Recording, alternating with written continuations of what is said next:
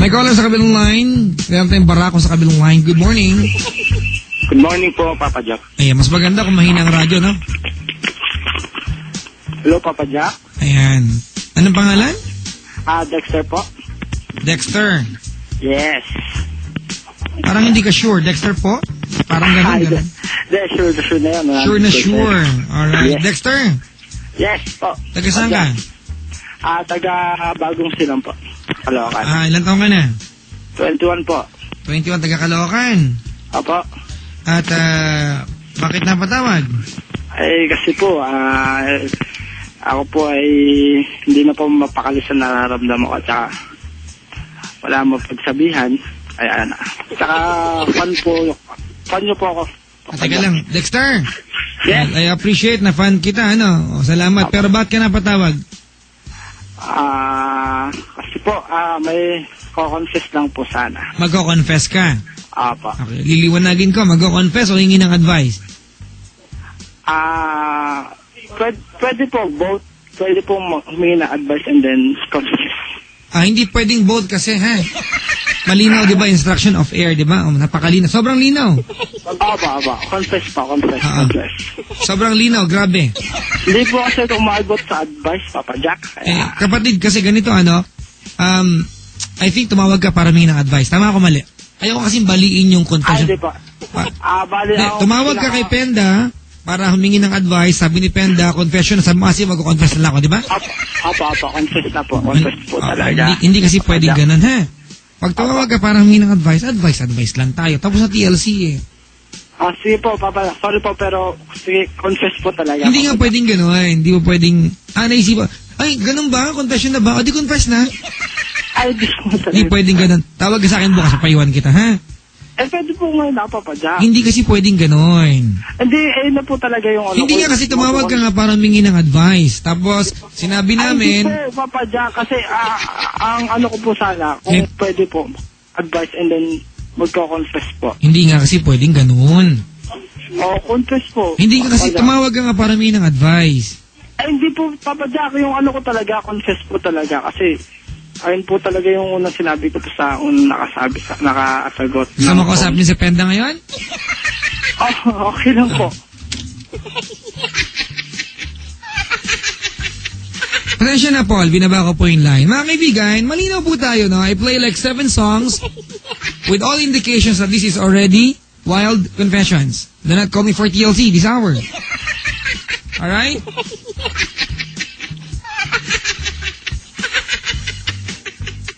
Papa Jack's Wild Confessions. Morning of Wednesday. We are in the following day already, mga kaibigan. Tuesday kanina, dedicated for TLC.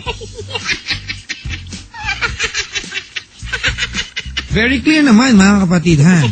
We are already sa ating portion na pinamagatang Papa Jack's Wild Confessions. Mga kaibigan, gusto kong mag-advise hanggang alas 5 na umaga, but we have programming to follow. If you don't follow that, paano naman yung trabaho ko? Wala akong trabaho.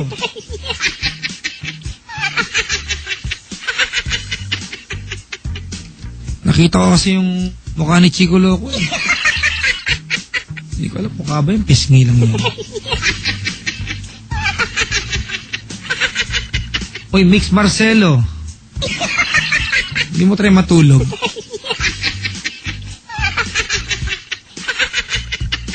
Hay nako. Galit daw yung bird ni Chico. Anong bird mo? Peacock? Peacock. Bakit kaya maliit ang ulo ng peacock, no? Ang laki ng katawan, ang laki ng buntot.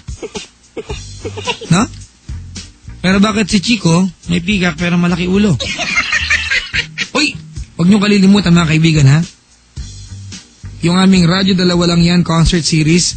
Pangatlo na po ito. Una, Pasay. Pangalawa, Navotas. Pangatlo, Caloocan. Gaganapin sa Sugpo Covered Court, Barangay 8. Barangay 8, Caloocan City, July 15, Friday. Sa Friday na to, ha? Nandyan po yung si Jovet Baldivi kumanta na, Too much love will kill you. Taas, eh. Tapos Frio, kumanta ng Amen. Amen. Hindi ko alam to na, pero alive na lang. Make me alive. Amen. Tapos, nandyan si Shackle. Magka-shackle kami, magkakasabay, ha? si B-Boy, si Chico, si Ceylon Ching, kakanta kami ng Goodbye to you, my trusted friend. Basta yun lang yan. Mga kaibigan, Papa Jack's Wild Confessions morning of Wednesday at 1:17 ng oras sa buong kapuluan. 13 after the first day of July, 13 days mga kaibigan. Ano na naganap sa buhay, kalagitnaan na ng buwan, ha? Ano na naganap sa buhay-buhay natin? Well, binabati ko po si si B-Boy na nandito ngayon, pauwi na. Pauwi ka na, B-Boy? Kung uuwi ka nga. Well, we'll never know. Binabati ko po lahat ng mga nanin nag-aantay ng asawa nila. Wala pa sa bahay-bahay. Dahil nag-beer time. Beer time. Alright, hello, good morning. Hello, good morning, Papa Good morning. Mag-confess, sige ng advice. Malinaw na lang. Mag-confess mo dyan? Yan! Regarding po ito nung 2008, sometime in December po. Sometime ka pa dyan, ha? Ano pangalan? Resty po. Resty, ilan taon na? 28. Taga saan? Andakan, Manila. At anong ginagawa sa buhay ni Resty? Security professional po. Oh, yun, oh. Kailangan baguhin. Anong trabaho? Security guard. Yan. Pero tama ka na, professional ang trabaho mo. Mahaba ba ang batuta ni Resty? Siyempre. Maitim? Medyo makintab. Ano ba? Galing ba sa ugat ng punong kahoy yan? Hindi naman, pero... Pero maugat yan. Maugat. 28, may asawa? Meron pa Jack? May anak? Dalawa. Nagkamali ka na? Yan ang pagkakamali. Ha? Medyo yun yung pagkakamali. Anong binabantayan ni Resty? Call center. Call center? Bakit maugong? Medyo malapit tayo sa machine room eh. Nasa machine room ka? Ano yan? Sewing machine? Washing machine? Machine room ng yung generator. Generator? Ang ingay dyan, no? May ingay ba talaga dapat dyan? Hindi ba nakakabaog yan? Hindi naman. Nakakarami nga. Walang Raulo? Walang radiation? Wala po. Wala. Sige. Magko-confess. Siyempre po. Kailan to nangyari? Sometime in December. Siguro bago pagpasko. May sometimes ka lagi, no? December. Last year. 2008 pa eh. Tagal na. Inaamag na antigong kwento, mga kaibigan. Ito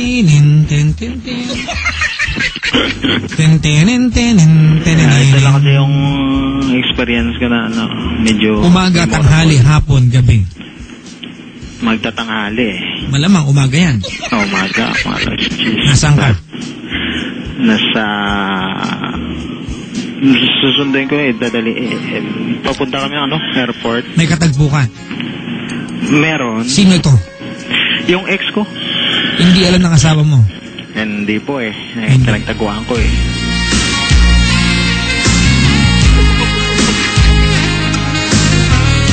Bakit kaya magkikita ng ex mo? Ano meron? Hatid ko kasi sa pabalik ng Dubai. Ganoon. Ano oras ka nagkita umaga? Oo. Magtatanghali. Saan kayo nagkita? Sa doon sa may domestic airport ng sa airport sa domestic. Doon kayo nagkita? Terminal po. Ganoon. Tapos sinabi ko niya... Anong oras flight niya? Yung ano po pa ba dyan? Anong oras ang flight niya? Mga 3. 3? Gano'n. Sige. At nagkita kayo sa domestic? Nagkita kami. Anong gagawin niyo pag nagkita kayo? Siyempre, sabi ko sa kanya, muna kami, daan muna kami sa Baclaran Church kasi may oras pa eh. Gano'n. So magsisimba kayo? Oo. Anong oras kayo nagsimba? Sa 10:30 siguro sa Baclaran Church. Ng umaga? Oo. Ayup ka? Ginamit mo pa simbahan para magsimba kayo? Oo, pumunta kami. Anong prayers mo doon, Resty? Wala ngang pumapasok na prayer sa pag-iisip ko kasi iba yung naglalaro eh. Saan mo siya niyaya? Totoo lang. Hindi, doon muna siya.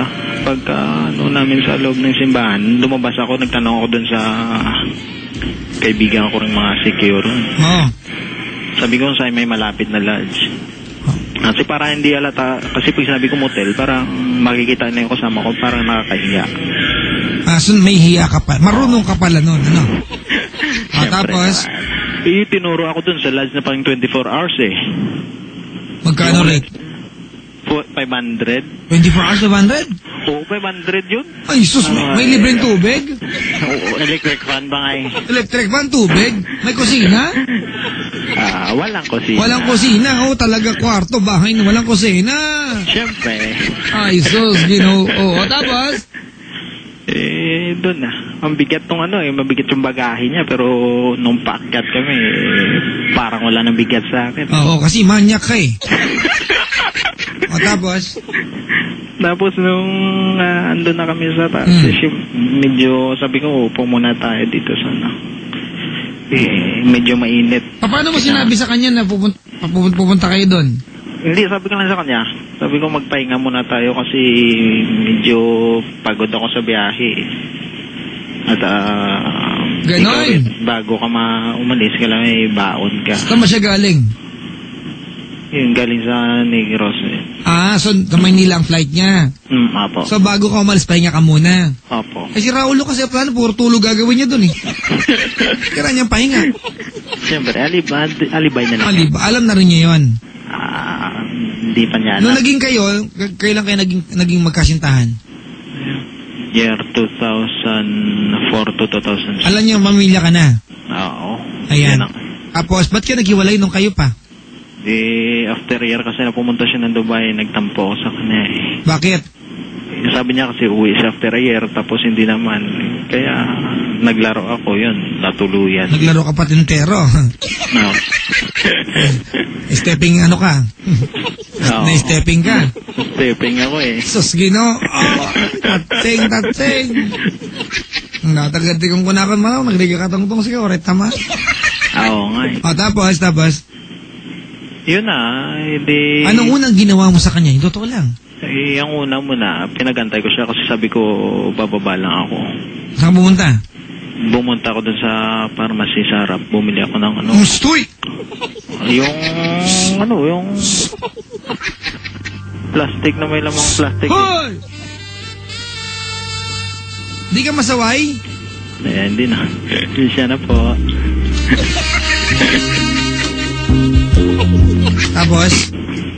Tapos sabi nga, mag-uusap kami sa taas. Yun na. Sabi ko, medyo mainit ano muna ako. Maglilinis ng katawan. Ganon. Bakit, malibag ka ba? Tapos? Nagulat siya nung pagtangga ko nahulog yung binili ko. Nakaw, data ka. Bistado. Ilang piraso? Isang buo yung binili ko. 3 laman? Malamang. Ba't ko alam? May lahi ka na mahula pa ba dyan? May hula lang talaga yan. Tama ba ako? Tama? Tama eh. Tapos? Yun, ako. Tapos sabi ko, sige, ikaw naman dun. Kasi sabi ko, baka naiinitan ka na rin.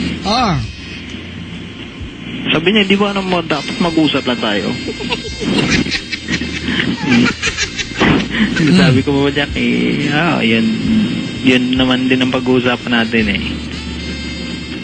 Anong unang ginawa mo sa kanya? Siyempre, dampi-dampi muna.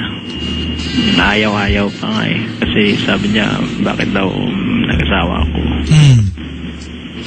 So, sa katagalan, nadala rin sa pilit, Papa Jack. Pinilit mo? At sa mamaya doon, alam na niya may gagawin kayo. Posibleng palakuhan mo. Alam niya na rin siguro kasi. Pinilit yun, konting ayuda lang tawag doon. With consent, with consent. Manyak ka din kasi. Hindi masyado. Anong kanta mo yun? Muling ibalik. Muling ibalik ang tamis ng pagtutot. Siya ngayong...